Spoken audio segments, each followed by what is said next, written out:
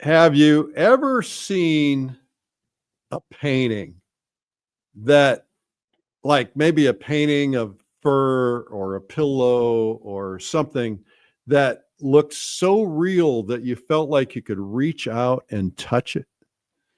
That's what you're going to learn today. Mandy Theis is here. Mandy, you're going to teach us what? Well, I'm very excited. I'm going to do some digital painting today, Eric, and we're going to talk about how to control our value range and our color range in order to create very soft looking objects. Oh, good. Well, I'm very excited about that. And I like the idea of teaching digitally because it's a great way to learn, even if a lot of us don't paint digitally. I do, but some of us don't. Well, absolutely. So that's pretty exciting. As someone that cares a lot about making sure that information is translating well to my students, I found that my students are getting a better view and I can show more nuanced techniques digitally for a large audience, in this online platform than I can with paint. So I'm excited to continue that tradition today. All right. Well, we love having you back. You're one of our regulars and and of course a guest host from time to time. And we're going to get you as long as we can get you. So thank you for coming in today. Let's get the show officially started. It's Art School Live with Eric Rose.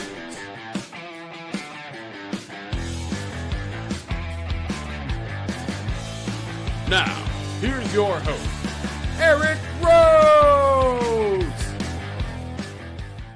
Welcome to Art School Live. We're here every weekday at 12 noon Eastern. And our guest today is Mandy. Mandy is a rock star teacher. She's such a rock star that she teaches art teachers how to teach art teachers. All right. Okay. So you're going to want to stay here today, especially because we're going to learn how to do textures. Mandy, let's get started. Okay. Well, thank you for having me, Eric. It's always a pleasure to be on your show and a very kind introduction. Today, I was noticing, I run an online art school at the School of Atelier Arts, and I was noticing that some of my students were really challenged with soft textures, that they were, getting the shiny textures better. And if you didn't check it out, the last time I believe I was a guest on your show, we did shiny. So I thought this would be a nice part 2, right? Like, let's see what the opposite of shiny is and how are we dealing and handling with our pigments, with our values, a softer texture. So I woke up this morning, I saw that we're going to have rainstorms where I live, and I saw these pillows on the couch, and I'm like, yeah, I want to embrace the softness of a cozy rainy day. And that's what I decided to do with all of you today. So what we have here are 2 pillows. They both have a velvety texture, and velvet really messes with students' heads sometimes. So we're going to talk about what is creating the texture, what are the visual effects happening here, and how can we actually achieve that with our pigment, whether we're doing it digitally like we're doing today, whether you're doing watercolor, oil. What we're going to talk about today is a technique for handling value, chroma, and hue that translates to all media. So it doesn't matter what you're working with. We're going to figure out how to recreate these effects with a softer feel to them. Okay, so I think we just, for the sake of discussion here, because we have to bring it down for the people who are brand new to this. Tell me, what is value, what is chroma, and what is hue? I am so excited that you asked that question. So value is how light or dark a color is. So for example, I like to use a 9-step value scale. I'm just going to kind of draw one on the slide here. 1, 2, 3, we 4. Actually have one we can pull up for you. Oh, there it is. Sure. Oh, I love it. Okay, I'm going to take away this one. Wow, you guys are amazing. Okay, so with a value scale, it's just how light or dark a color is. So for example, our purple pillow, overall, if we had to pick one value to describe it, so even though it's a different value here than it is over here, if we had to pick one value to describe it, it's going to be much darker than the yellow pillow, which is lighter in value overall. Okay, so value is just how light or dark a color is. The chroma is the intensity of the color. So this yellow pillow is a medium intense yellow. If we were to go outside and look at a sunflower, that's a really, really intense yellow. This is slightly less intense than that, but it's not super dull like a yellow ochre, right? So it's a medium intense chroma. So the chroma is the intensity. The purple here, it's definitely reading as purple, but it's much more neutralized. So neutral is the opposite of chroma. And so it's a less chromatic pillow than the yellow pillow overall. And then hue is just red, orange, yellow, green, blue, purple. So the hue of the yellow pillow is yellow, and the hue of the purple pillow is purple. But hue is going to come into play a little bit later in the demonstration, because hues, we said, are red, orange, yellow, green, blue, purple, but we have yellows that are more orangey and we have yellows that are more greeny. And how do we know which one of those hues is the one that we want when we're trying to create a soft texture? So we're going to really get into all three of these elements. And don't worry if what I just said sounds like a bunch of mumbly jumbly to you, because I'm going to visually show you everything that I just said. All right. Sounds terrific. Hello, France. Welcome, France. I see Italy here. I see England here. Let's see who else. I see Ireland and I see India. Welcome, everybody. Ooh, excellent. All right. So the first thing I'm going to do is I'm just going to lay down a little background color, approximately the same size as what we're working in this pillow. So this is called working site size when I'm trying to draw something approximately the same size as I'm seeing it. So you can do this in person or you can do this digitally, but I'm trying to make a square with just a little bit of a background color. We're not going to spend a lot of time on that background today because the point of this demo is the pillows. But, you know, sometimes it's nice just to have, you know, a background color to kind of play off of. So we're just going to throw that in to start. And I'm also going to do just a little bit of quick drawing here. So I'm going to get a smaller size here, and I'm just going to kind of roughly block in, you know, the big shapes of the purple pillow, and I'm going to, you know, quickly block in this kind of round shape. Now be careful, because whenever we work with a round object, it's tempting to do a circle, right? But we want to make sure that we're getting the relationship of our objects to each other the right way. And also the circle isn't facing us. It's actually an ellipse. It's a collapsed circle. So, you know, it's not a perfect circle. It's a little bit of an elongated, kind of squished circle here. And I think we can break that in even a little bit more. Okay. So this is just like a little block in. It looks like actually my yellow pillow needs to overlap my purple pillow a touch more. So I'm going to move it over just a hinge. But, you know, we're not really doing extreme drawing today. We're trying to get textures. So we're just trying to get the gist of our shapes in here, approximately the way that we see them. Okay, so this is kind of our setup. It took us like less than a minute. We just kind of threw a couple shapes in, and now we get to go to the fun bit, right? So whenever we are trying to make something realistic, it's really important that you know from which direction your light is coming. So let me know in the chat. If you think the light is coming from the left, let me know in the chat. If you think the light is coming from the right, let me know in the chat. So based on what you're seeing here, where do you think the light is coming from in this image? I think it's coming from the bottom. It is that we do have the up and down element, right? But overall, the light source is coming in from this direction. Now, what's happening is that the light source in this space, and let me get a new layer here. The light source where this was taken, it has a big high window. So the light is coming down and hitting a whole lot of area vertically, but overall it is coming from overall this direction. I'm trying to decide how many times I can say overall in one sentence. I don't know. I think probably, let's see if we can get 6 times in there. Well, overall, I think that overall that the idea overall could be overall overload. Yeah, good. I think that was only 5, but yeah, it was. I'm sure that was very annoying for everybody. But that's right. They're used to being annoyed. They watch the show every day. I'm in an impish mood today, Eric. I have to confess. Okay, so we have a light source, and we want to analyze what's going on in our original image here. Okay, different layer. We want to analyze overall what's going on here, and let's focus on just the yellow pillow first, because this is the easier task for us today. All right, essentially what we have is we have a light source coming somewhere from the left, and we basically have a front plane. The front plane is the front part of this pillow here, and we have a side plane, which is the side bit of the pillow here.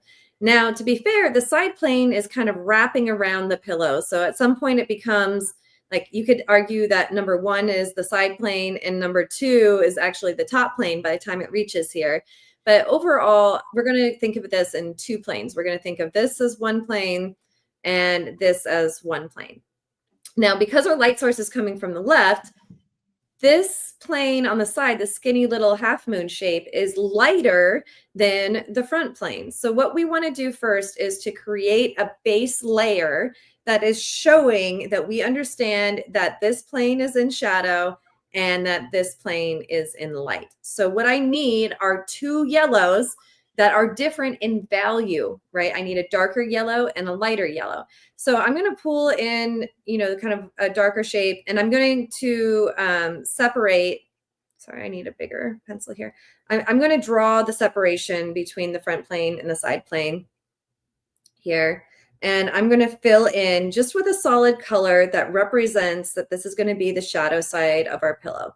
Now we're going to adjust this color a little bit later on, but right now we're just trying to get the value relationship appropriate between the front plane and the side plane here.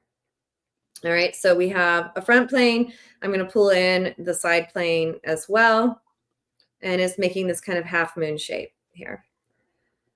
All right, now some of you may remember that in the beginning, I promised realistic, right? And so far we have something kind of cartoony going on. Okay, I just want you to know that I've got my iPad up, and so we can show that I'm painting along. Oh, I love that. Thank you. Because I'm blind. I can't see anything that you're doing, Eric, because of the way the setup is. No, you can't see it because it's not up, but I'll pull it up so you can see it. There, Oh, okay. excellent. There's mine.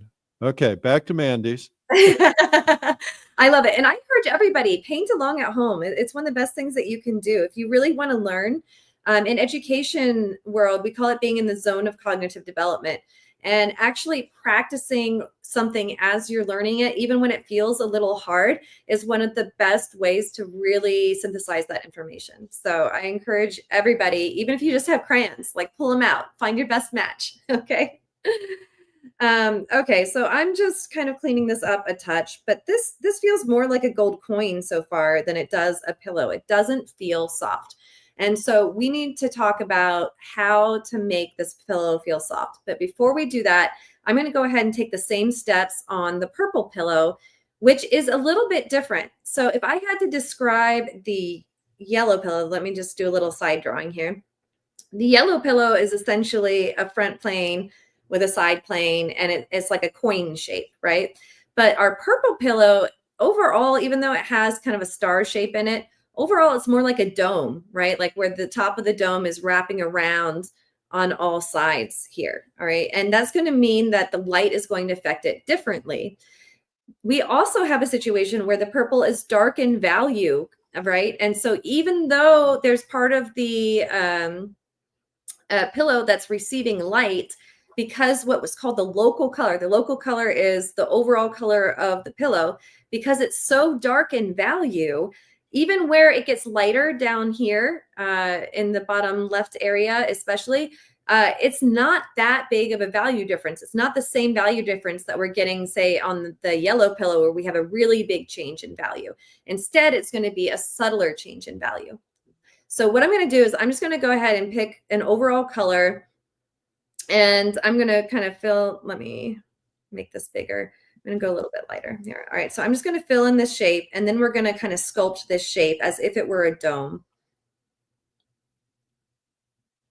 And I'm adding a little bit of this detail on the shape here because we kind of have this ruffle thing going on the edge.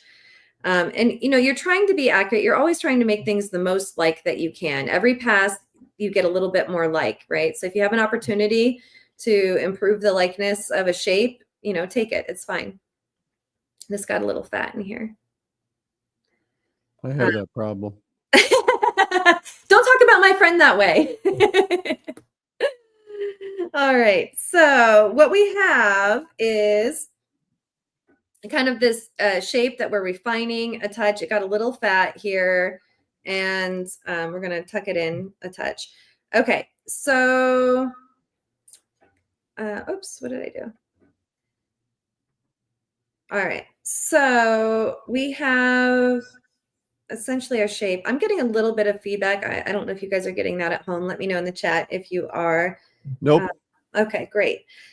Okay, so we have the big shape, but we're thinking of this shape as a dome. So what's happening, instead of having this very obvious break between light and shadow between the front of this pillow and the side of this pillow, instead what's happening is we're kind of thinking of it as a sphere. Oh, that was a very bad sphere. Let me get a new layer here.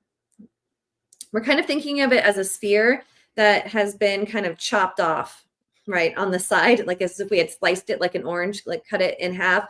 And we have this kind of rounded bit, this dome-like shape here. And so because our light source, again, is coming from this way, what we want to do is get a lighter value color. And instead of it being a sharp edge, like on our yellow pillow, it's going to be more of a softer burn. So what just happened? Oh, I need a new layer. I'm still learning this digital painting a little bit, when it gives me. So what I'm going to do is I'm going to build up kind of a transition from where the light's hitting the pillow as if this were a dome form, right? Because it's getting darker as it reaches in, but it's lightest on the very edge here. And we're kind of building this up this way, all right? We also have an area where, because of that button in the middle of the pillow, it's creating a darkness, right? Because the form is really turning away. And what's happening is we're getting, kind of some extra darkness in this towards the center of the pillow, and even darker as we get even further. Excuse me, something caught my throat. As we get further into this pillow. All right, now I'm using a scribbly motion, but what I'd really be doing if I were painting this in oils is I would be blending this out. But because we're learning digital techniques today, I will show you how we can make this smoother, but we're just trying to get the big underlying form right now. And I actually feel like we can go even darker on some of this. This is quite a dark value. Like right now, the color I'm using is maybe a 7, but we could really go closer to an 8. In here. Okay, so do you see how when we have a value change, the value is doing a lot of the heavy lifting for helping us show the form in this pillow? And I'm going to go to one of our lighter colors here. All right, so I'm just really thinking of this as a dome shape overall. And then the button in the very middle does have that kind of, does have this kind of lighter color. It's catching a little bit of light, and it's kind of centering it's not in the middle. It's actually to the right of center in our design here. Okay, so step 1 to making a texture in a pillow is understanding the big forms, right? So we have roughly thrown in the form of our purple pillow and the form of our yellow pillow. Now, as I'm looking at it, I feel like this part of our pillow here is puffier, it's rounder, and we're not really getting that vibe when I look at our design down here. And I think it's because it needs to be a little bit lighter right around this area here. So I'm going to pull in this lighter color here. Oops. I think it needs to go just a little bit lighter. Be careful with the, I want to talk about this generally for digital painting tools. Be careful with the eyedropper tool.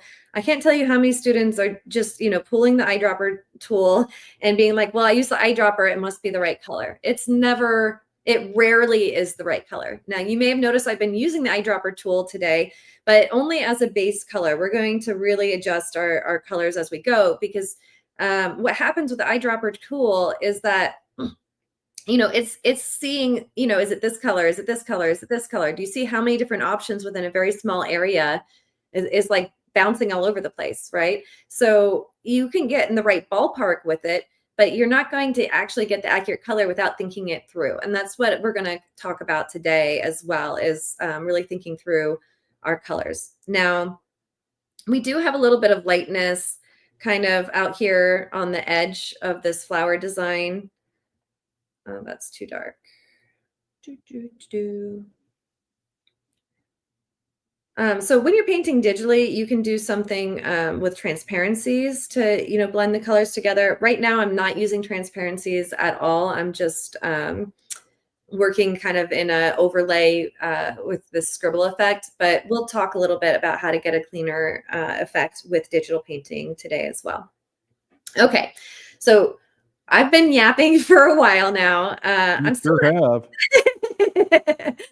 I adore you, Eric. Okay, I'm still not totally satisfied with where the center of this button is. I'm going to move it over a little bit, and it's a little too light now.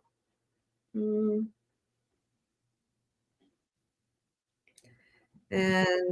the thing with digital painting is that, you can layer faster because you don't have to wait for paint to dry, right? That's one of its advantages. But it's important that you keep in mind, what your goal is. It's easy to get lost sometimes in digital painting. Well, also you pointed out, you said it's a little light now, and the comparison, once you got those other darks in there, you realized it made it look lighter. Oh, absolutely. Color is so relative. It really is so dependent on what you put around it. That's why I put down this base layer, even though I don't intend to, put the whole couch in today, because without it, if you're comparing it to the white, the stark white background, it's really easy to get to get the wrong colors because you're relating it to a different color than what you're seeing in your original. And this is why actually in my online atelier class, when I teach people to do paintings, I almost always have them do the background first, because look how big this area is. I mean, this is an enormous amount of area to cover, and it affects the way you see everything else. The tendency that students have is that they're like, oh, I want to do the pillow. I want to do the pillow. I want to do the pillow. Right. And then they leave a white canvas all the way around it. Well, you're never going to get your color right with the pillow when you're relating it to something that's so off. Like, look at the difference between this white versus this background color, right? So even if it's just throwing something in on your background, it's always worth doing because it's going to give you a better relationship with your colors. And who doesn't want to have a good relationship? It's like going to therapy with your colors to have a good relationship. So I went to a therapist who used colors. Oh, that's interesting. And what Had a way? big color chart, a big all the colors in the world, and when I had certain feelings, they said point to the color that makes you feel. Oh, I love that. Did you find any new favorite colors when you were I did. Yes, I did. I love that. There's definitely a lot of emotions associated with colors, and it's interesting as well the cultural relationship people have with different colors, and then the personal relationship people have with colors, and then like the scientific relationship that we know to be true about like the structure of color. A lot of people think, oh, red is red, yellow is yellow, but there's so much more to it than just giving it a name. One thing that was interesting to me that I learned recently is that I guess there is a group of people in Namibia who have so many words for green, but not a single word for blue. And that their ability to see all these different greens is just absolutely incredible. And even blue is a type of green in that language culture, right? That blew my mind. So how we think about colors, we know that people who see more colors can teach you to see colors you've never seen before. Just by pointing things out to you, like, oh, do you see how this has more red in it? Or do you see how it's lighter or darker? So, really training with somebody, once you see a new color, you'll see it for the rest of your life. I mean, what a gift to expand the actual colors that you see on a day-to-day basis. Good to know. Yes. Okay. I'm a little ranty today. I'm trying to decide what I want to do next. I want to go back to the yellow pillow, and we're just going to like really attack this yellow pillow. Sometimes what happens when you're painting is that, and some of you in the audience, let me know in the chat, you might be thinking, oh my gosh, I see wrinkles in the pillow. I want to put the wrinkles in, wrinkles, right? Like we get really caught up in these little details. It's okay if you don't want to admit it, but just admit it to yourself if you don't want to admit it in the chat. Like maybe we're like, oh, but there's wrinkles there, Mandy. How come you don't have the wrinkles in? And some of it is about having a hierarchy of what you do when, right? As painters, we are taking in massive amounts of visual information all the time. And if we try to get all of it on our canvas at the same time, we get lost and we make a mess. When we have an order of things, like I always have my students the background first, then the biggest shapes, then the planes, the biggest forms, and then go into the details, right? Because what good is it going to do you if you put these wrinkles on the pillow, if you put them on the wrong spot, right? So, we have the overall structure of the pillow, but before we go in, I could put the wrinkles in with this color I have now, but it's going to look fake. It's going to look like a cartoon pillow because the value is wrong and the color is wrong and the chroma is wrong. So if we want our wrinkles to be believable, we need to make sure that the color we use to show the wrinkles is the right color. There's one thing that's happening here, and I'm really hoping I'm going to blow some people's minds right now, because I can guarantee you that what some of my students will do, and I'm going to get bright red just so we have a really, all right, is that they will see that this is lighter and they will see that this is darker. So far, so good. But do you see this little shape here of light? It's so tempting. It's like a little siren calling us. And what most of my students will do when they're new to painting is they will go ahead and get their light color and throw that in there. But can anybody tell me why this isn't the right color for this front plane?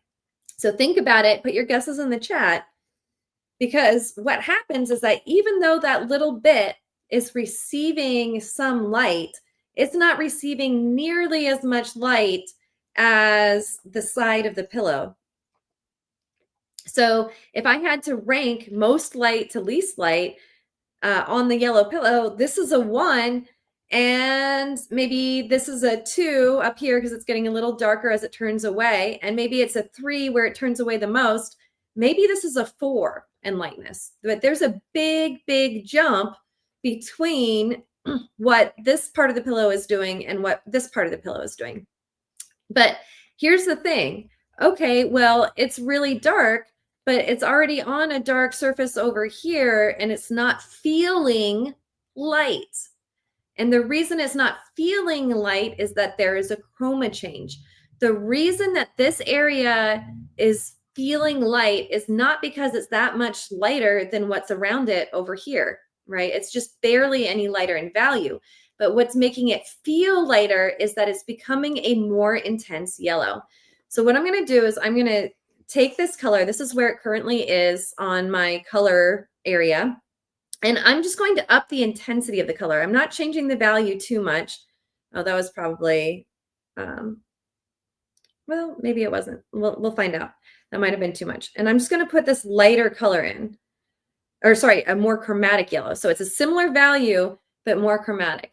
So we're on the right track. It looks like it's changing in value a tiny bit and also in chroma. So I'm going to take that off and I'm going to move just a tiny bit lighter and a little bit more chromatic. Not a lot, just a tiny bit, right?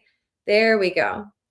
So do you see how we're creating a light effect with chroma, not necessarily by adding white to our paint? We're letting this color be more chromatic there, and it's giving us the feeling of light. Now, that being said, this color I put down, the hue is very orange that I put down, and I feel like the hue needs to be a little bit more yellow than orange. So I'm going to take that off, and I'm going to transition on the outside of my color wheel. I'm going to move this slightly more towards yellow because it was pretty orangey there. And I'm going to throw this in. All right. Now we're getting somewhere. Okay. This is how we're getting light on a pillow when that part of the pillow is darker than the lightest part of the pillow. Did that make sense?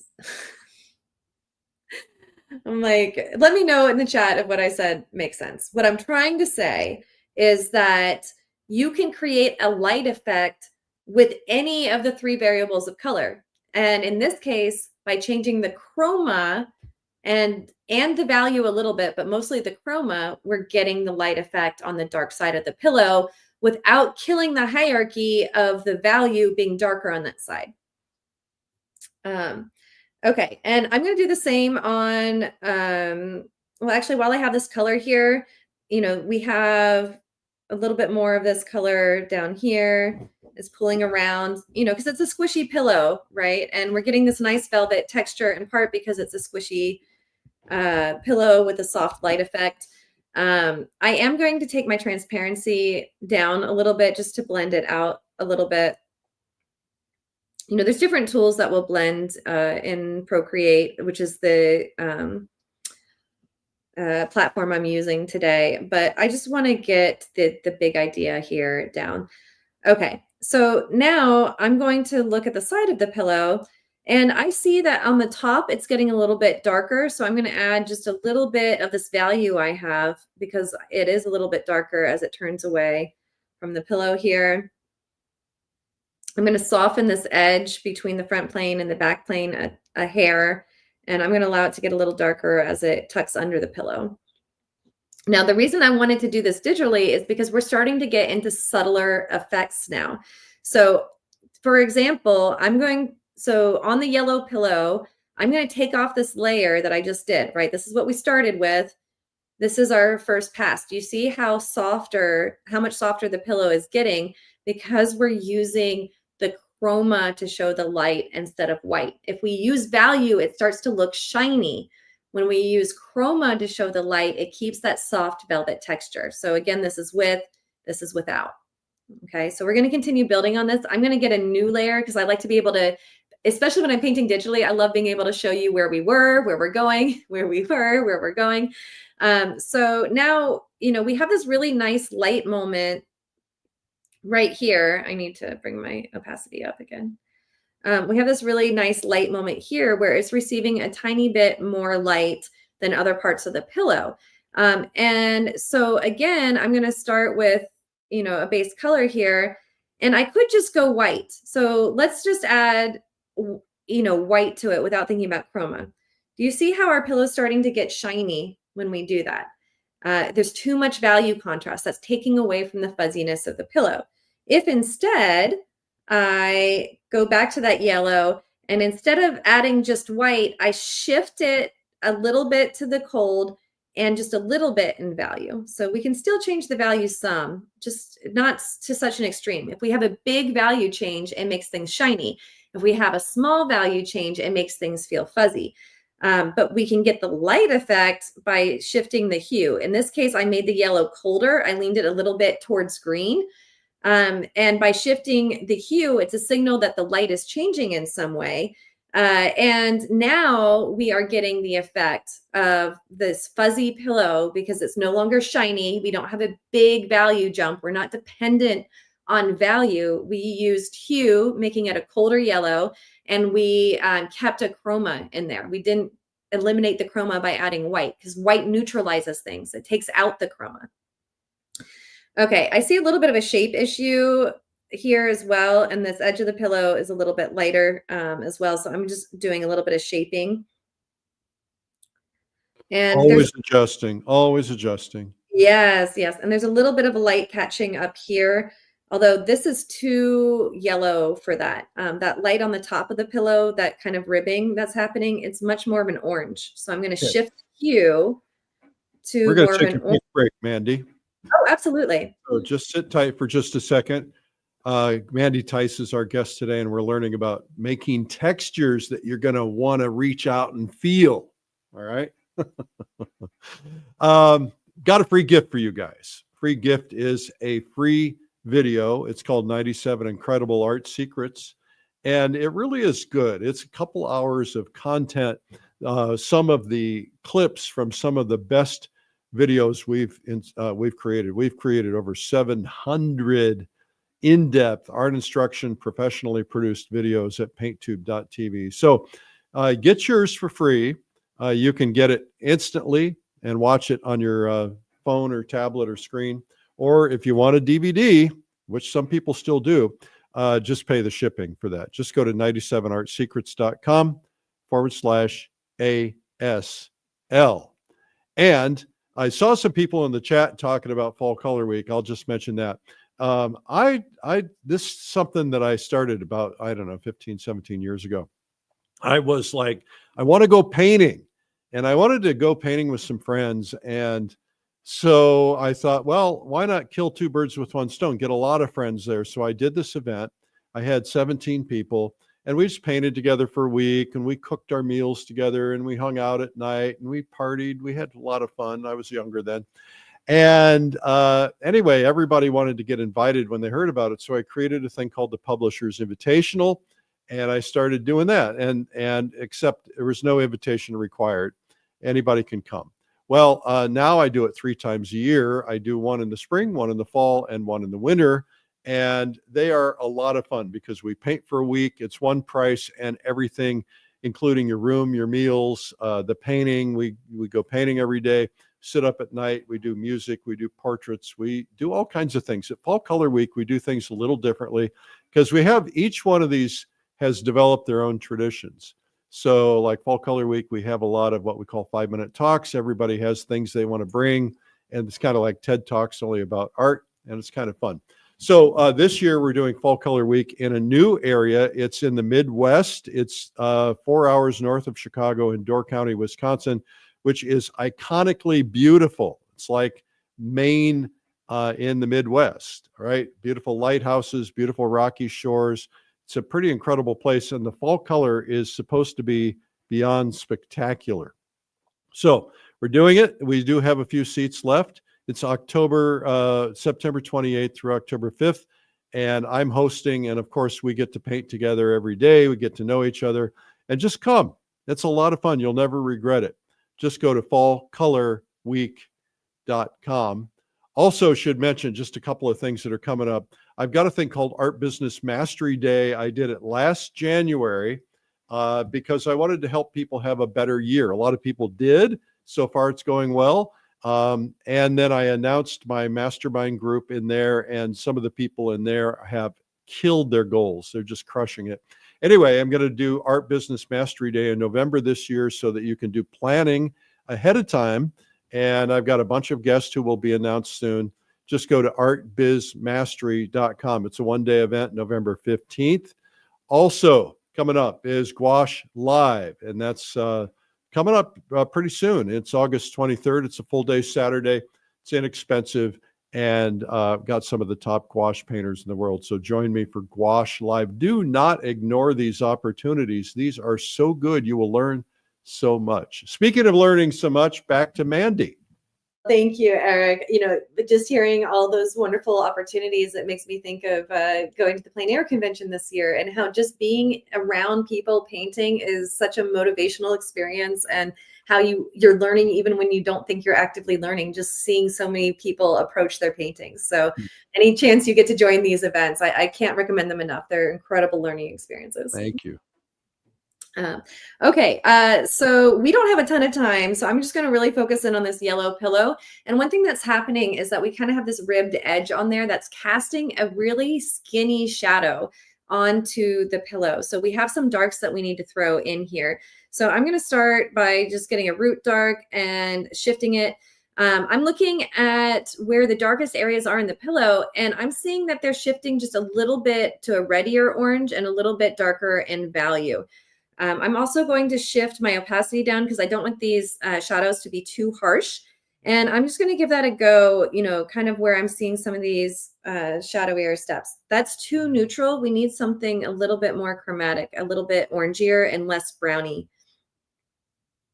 Okay, now we're getting somewhere. So basically, I'm not drawing a line. There's no such thing as a line. There's only skinny shadow shapes, right? So if you find yourself making a line, ask yourself, what's the shape of this shadow? How can I, better articulate what's going on here without being dependent on a line? Because what's happening here is that there's these kind of little V things sticking out of this skinny shadow shape. It's not a line, it's a skinny shadow shape. We have some darkness down here. And it looks like there's some areas where I can go even just a tad darker in value. I do have the opacity down a touch because I'm trying to blend a little bit into here. It's definitely, there's some weight down here. We want to anchor this pillow. It's casting a little mini shadow down there. Okay. So what do I want to do next? I want to clean up just a few things. This line kind of went outside the coloring line, so that's going to make it look more like a cartoon than a painting. And we're really going for these painterly effects. I'm going to clean up the edge of this pillow a touch. Again, going back to shape, right? Shape can do so much for believability in your work if you pay attention to it and are mindful. And if your little brain is ever saying, "Oh, that's good enough," then it means you're trying to convince yourself of something that isn't true, right? So, if you ever find yourself being like, "Oh, it's not quite there. I can see it, but it's good enough," that's an opportunity for you to learn. Stop there, breathe there, see if you can figure out, how to get it just one level better, one level closer to believable. Okay, so we're starting to get the softness now in this pillow, right? So the softness in velvet is an art of subtlety. It is not something that you can build with a bunch of lines. It's something that comes from building up this concept of a smaller jump in value, because the big jump in value is there, it's going to be shiny. And, using these softer edges and really taking advantage of using intensity of color, right? It'd be so easy to just get my black out and add it to this yellow to make these darker areas, but they're not black. They're kind of this rusty orange color. There's this chroma in here that we ignore at our own, expense. So I'm adding just a little bit more of this orange in here. And I do have some of these wrinkles that are so attractive that we were always wanting to put in a little bit. So I'm going to, oops, that's not what I wanted. I'm going to find a slightly darker rust. Now, even though this is still neutralized, this is what we call a chromatic neutral. There's quite a bit of orange in here, even though it's dark. The mistake students make is they'll grab like an ivory black from their palette, for example, which is actually a very, very dark blue. It's like all the way over here. Right? So do you see the difference between, this grayish color and this, nice chromatic dark? They're the same level of dark, but one has so much color in it and the other one feels very dead and dead, zombie-like, right? So really understanding that you can show a lot of light effects just by shifting your chromas is the key, especially when you're painting something somewhat chromatic like this pillow here. Okay, and again, I'm going to do that thing where I just take off what we added. All right, so do you see how we have that softness emerging, and now we're kind of giving it the structure with the shadows, right? So this is where we were just one step before, and here's where we're going. Now, we can certainly tighten this, even more. I see just some color shifting. There's a little bit of this is actually reflected light on the right side, and this is a really subtle effect, but again, that's why I picked digital today, is to try to do some more subtle. In fact, I'm going to really blow it up. I'm trying to add just a little bit of lightness on the right edge. So right here is where I'm working, and just a touch of this lightness to show some reflected light that's coming, because these pillows are surrounded by a white couch, and so what's happening is that this couch is bouncing some light back into the pillows. Okay, so I'm just working on this edge, and I can clean up this edge as well. Give me my color, please. Okay, and again, I have the transparency up so that it's giving me a little bit of softness on the edge when you're painting digitally. If I were painting this in real life, I'd be working on softening this edge as well. Again, because the velvet has a little bit of texture to it, it's allowing a little bit of light to shine through right on its very edge. So it's not a sharp edge for most of the pillow. And that's giving it some of that effect that we are really looking for. I'm going to clean up this side a little bit.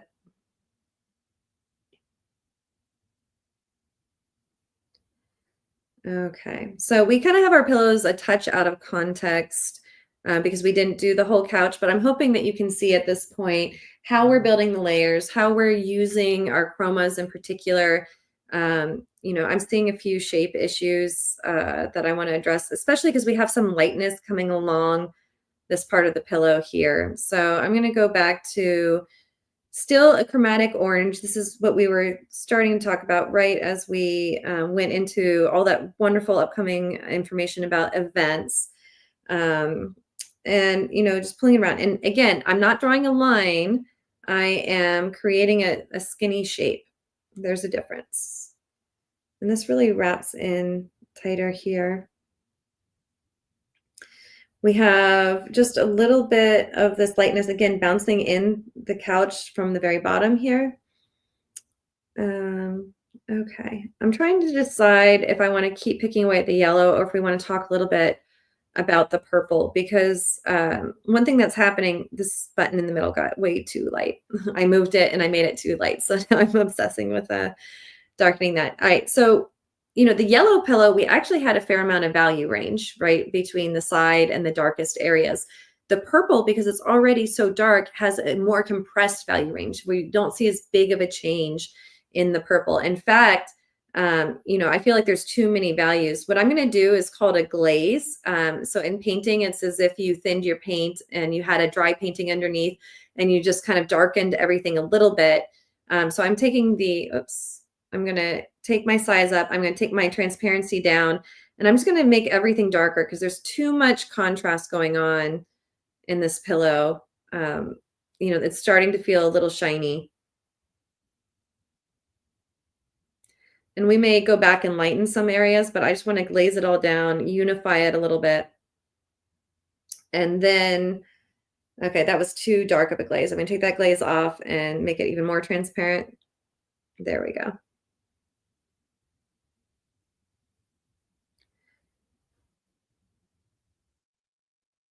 And actually, I'm going to even do this. I'm taking that off. I'm going to do it on a new layer just so that we can do the back and forth and talk about how we're seeing it differently. I know that we're close on time, but I just want to show you this glazing technique because this is something you can do in any medium. In watercolor, you can do a really thin wash over something that you've done. In oil painting, you can thin down your paint and do a wash.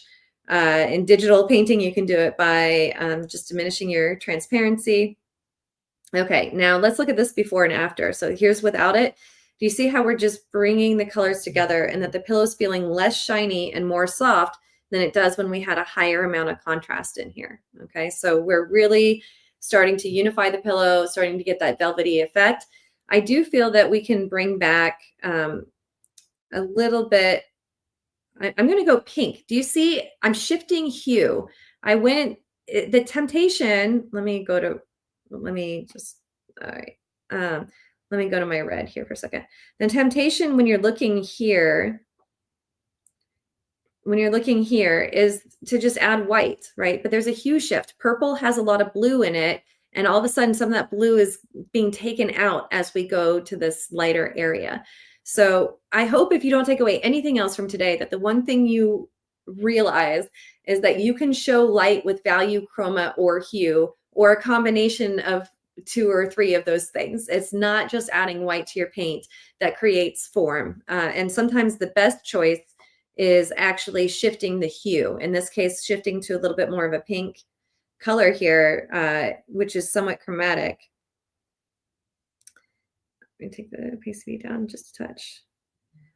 Okay, so the chroma's there. It just needs to be a little lighter. So I shifted to pink from purple, but we just need to go a little bit lighter in here. And a little bit lighter, and I'm going to go just a tiny bit more transparent.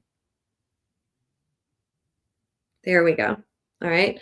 So sometimes what we're looking for, if you're feeling like you're painting, it's just not working, stop relying so much on value. Try exploring these other areas for showing light.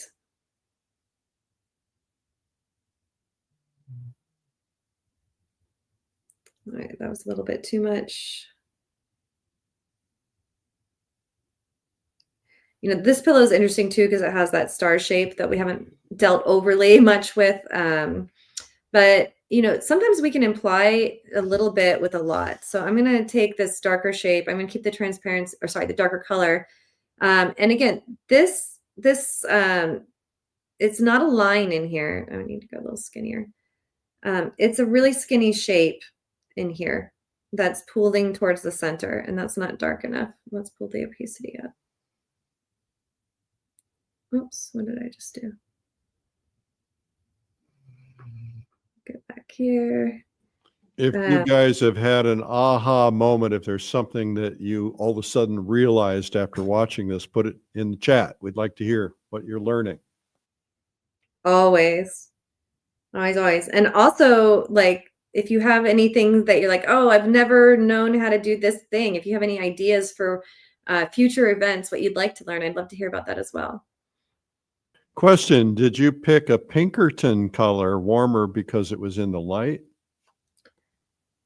Yeah, so the pink is warmer than the purple, right? Because purple is red plus blue and pink is really just red, right? And so I picked the pink because it was warming up the purple. It was shifting the hue as opposed to adding white, which would have added blue to it and actually made it colder. So so actually, that's such a good question. Let's see what would have happened. I'll get a new layer here. So if instead of the pink, let me get the underlying purple color. All right, so this is the purple color. And I'm just going to do a little side swatch on the side here. All right, so this is the purple color underneath. And I put a pink on it. But had I just, instead of shifting to pink, had I just taken that purple and made it lighter, like this is a lighter purple here. Do you see how cold this is? Right, and do you see how it makes it feel like it's a dirty pillow instead of a pillow that's like showing the light? And if I were to add that on top here, let me take the opacity down so it's not quite so obnoxious. You know, this is what people do. They add white to their purple, but do you see how cold that is and how it's not giving us the luminous effect? And compare that to using the pink, which is what we chose to do. So that's a great question. And it's about showing light with warmth. Really good question. I love hearing questions like that because it makes me realize that you guys are really understanding what I'm saying. Okay, well, I think that this is probably going to be the stopping point for today.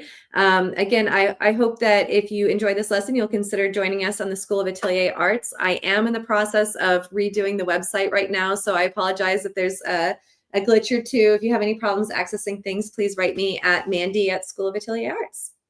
Awesome. Mandy, you're such a great teacher. You're that's no wonder that you're teaching teachers. Oh, thank you so much, Eric. It's such a joy to be here and to get to work with your wonderful students that you've cultivated since quarantine. It's amazing what you've done with this program. Only 18 million of them. All of them, all of them. Yes, and I know them all by name. I'll start naming them now.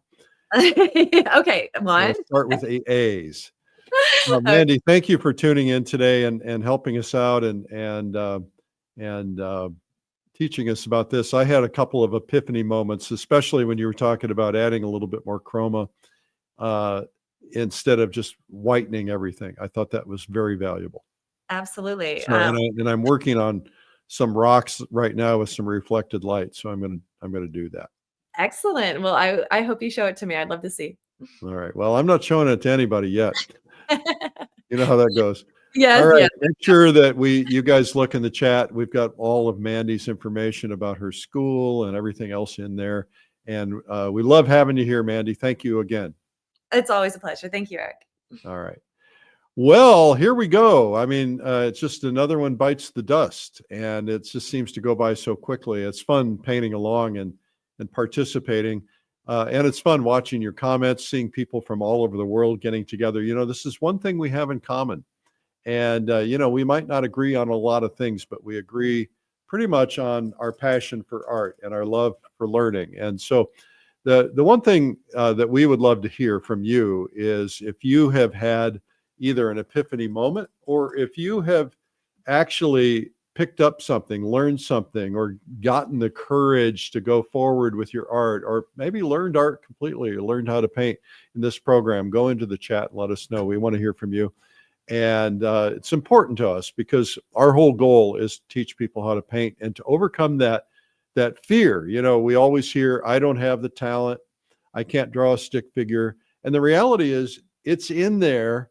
You just have to develop it. And, you know, it's, we have this belief that it's a natural born talent, but the reality is that people like Mandy, people like other artists, you know, we all have had to learn a process, and you can do it. You don't think you can because there's this assumption that artists do things naturally. And we don't think that about brain surgeons. We know they have to go to school.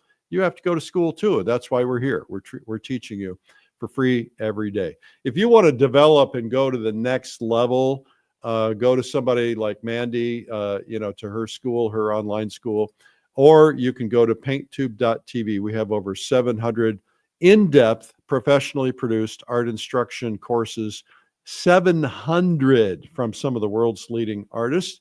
That's at painttube.tv/ASL. And we also have that, by the way, on Roku, Apple TV, Samsung, etc., Amazon Fire, so that you can watch in the comfort of your own TV. Okay, guys. Well, thanks for tuning in today. Remember, we have a free gift for you. Just go to 97artsecrets.com to grab that free gift. And make sure that you hit the like button or that you make a comment and that you share this with other people so that they can learn about it, especially if you found something valuable. I painted along today. I didn't get very far, but I'll show it to you real quickly. That's kind of what I got done, and it's certainly not as good as Mandy's, but then again, I'm not Mandy. All right, guys. Well, thanks again, and we will see you tomorrow. Tomorrow's Feedback Friday, and we've got something special planned for that. We'll see you. Bye-bye.